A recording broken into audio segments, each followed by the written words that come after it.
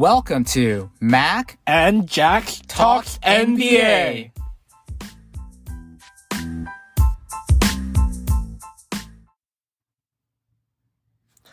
In today's episode, we will talk about smart way to guard Damian Lillard, Dame time, aka Logo Dame. Also, we want to compliment on from the Sacramento Kings side, Luke Walton, De'Aaron Fox, Richaun Holmes. From the Portland Trail Blazers side, we will compliment Mellow Man and aka Logo Dame. Yes, today's episode is inspired by watching the Trailblazers versus the Golden State Warriors, where Logo Lillard came up very, very clutch. Damian Lillard, he not only shot a three-pointer in front of Kent Bazemore, a long three-pointer contested, semi, and then also drew a charge against Draymond Green, effectively sealing and winning the Blazers the game. Yeah, when I saw that video that you sent me, I thought it was ridiculous of Steve Kerr, a championship coach, a three-time champion. Is that how you really defend a guy from the analytics side is shooting at least 80% higher this season in clutch time within the 5-minute mark? So you already got a semi-contested three-pointer when he shot it. So you already semi-contested it. Why would you tell Kent Bazemore, even though it was a one-on-one, to give him that much opening so he can one dribble pull up right in front of your face? For a championship coach, I am very dumbfounded by how you were able to draw up such plays. Even a coach like Luke Walton, where the Sacramento Kings aren't really doing as great as they should because they have the talent. He even knows how to double team Dame whenever Dame has the ball, bring up the ball after half court. Then he finds a very mobile center like Richaun Holmes to cut his opening to just pull a long three from the 30 feet or longer. Or you would just rather give Damian Lillard a drive in or a mid-range pull-up because that's least harmful than shooting a long 30 feet where he's balling it out this season. So, Mac, how do you view it? Yes, it may be our personal opinions, but I'm sure it is an opinion that is shared by many coaches and many experts among us. Damian Lillard, as we all know now, beyond 30 feet, he is shooting over 70%. That is insane numbers. You do not want to give up that shot to Damian Lillard. He wants to make that shot. It makes him feel good. It's easy for him. If I were the coach, if I were Steve Kerr, what I would have done instead, I would have been on the baseline shouting at Kent Bazemore. Kent, he's within 30 feet. Get up on him. Get up on him. Don't give him any space. Let him drive past you and pull up for a three. I don't care. Don't give him that shot. That shot is a shot he makes 70% of the time. Second of all, Kent Bazemore himself should have read the scouting report and knew Damian Lillard is clearly the most dangerous, not only offensive player, but the most dangerous player on the other team. And if he's within 30 feet, you can't give him that shot. You could only give him that amount of space maybe if you're 32, 33 feet out. Then I would say that defensive mechanism, that defensive stance, and the amount of space you gave him is deemed more reasonable and acceptable.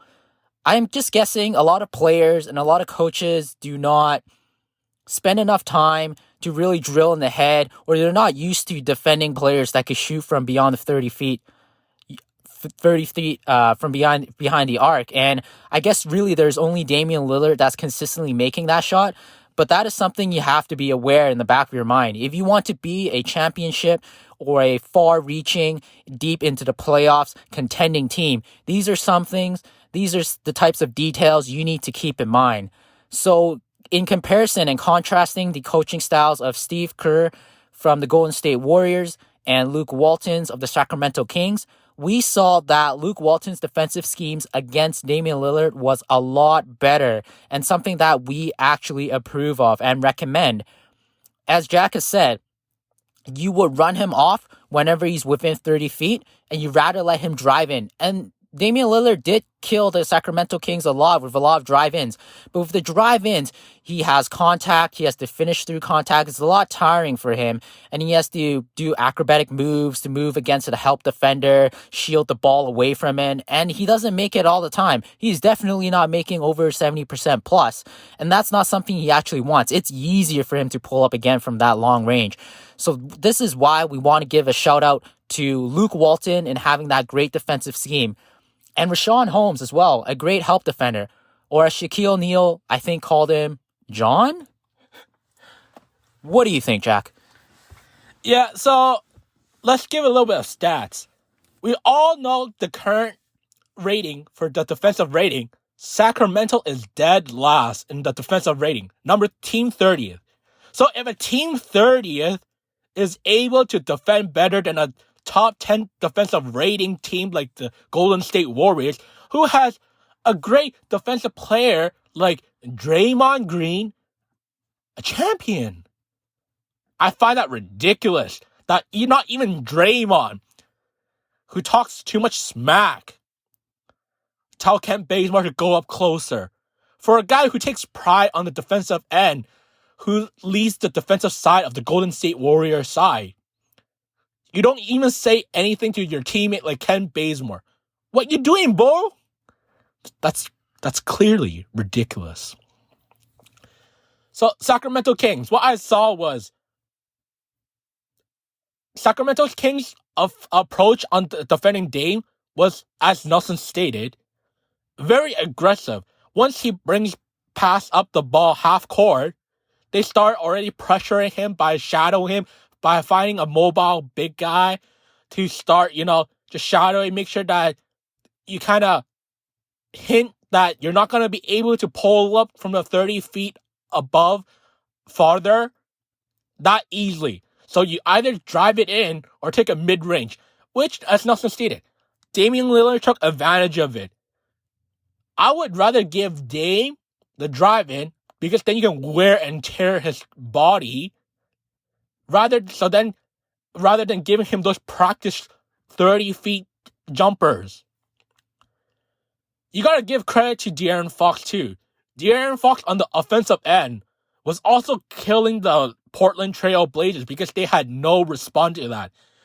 What I saw was De'Aaron Fox was doing multiple great things on his offensive game to kill the Portland Trail Blazers. For example, so whenever he feels like a big guy is switched onto De'Aaron Fox, what he does is he aggressively drives in against the opposing big man.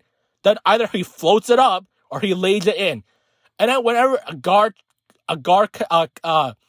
defends De'Aaron Fox, what he does is he pulls back from the three-pointer, which he made very 2 or 3 big threes near the last minute mark, which led the game to be even closer than it be expected, since I believe that the Trailblazer has a 8 to 10 point lead.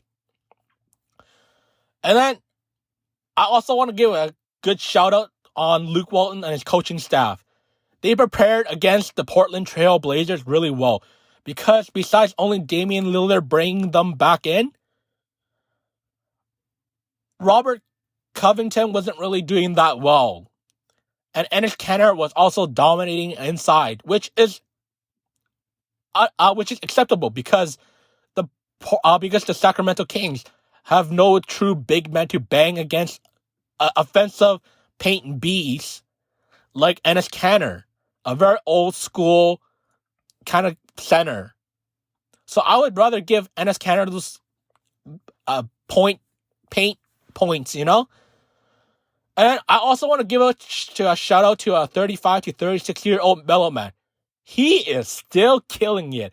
Whether it's his dribble, jab, dribble, jab, turn around, fade away on the right side against a bigger guy against you, or even just a one dribble pull up from the 3-point. That is really impressive. His stats were also not bad. 6 of 11 field goals made an attempt. 1 of 4. Yeah, his 3-point percentage is not as good, but he was also helping the Portland Trail Blazers scoring by adding points that was needed. What do you see? Yeah, I want to just add how we love Carmelo Anthony, Mellow Man, and the type of game he's still playing well into his twilight of his career. It seems like, especially off the bench in a limited role, he could really, really shine and still probably play for another 2-3 years at the minimum. Watching his moves, he is still pulling moves that a lot of players today, even young players, talented players, cannot pull. Like Jack said, a jab, pump fake, dribble, pull up, a turnaround, fade away, a la Michael Jordan. It is crazy and beautiful to watch, and we are very happy to see Carmelo Anthony adding this and accepting the role to bring more longevity into his career. And not only that, not only just helping himself as a player for personal reasons, but really helping the Portland Trail Blazers keep it in all together, being that veteran presence, being the leading scorer for the second unit, being able to handle and create offense all by himself out of thin air, out of nowhere, being a willing passer, and really giving Portland Trail Blazers all the scoring that they need as required with all their injuries again for another second or third season in a row of doing that. So we just want to give a shout out to Carmelo Anthony. We love your game. So thank you guys for listening today. That is all we wanted to talk about in this week's episode. Thanks for listening. This is the end of today's episode. Please like, share with friends, and subscribe.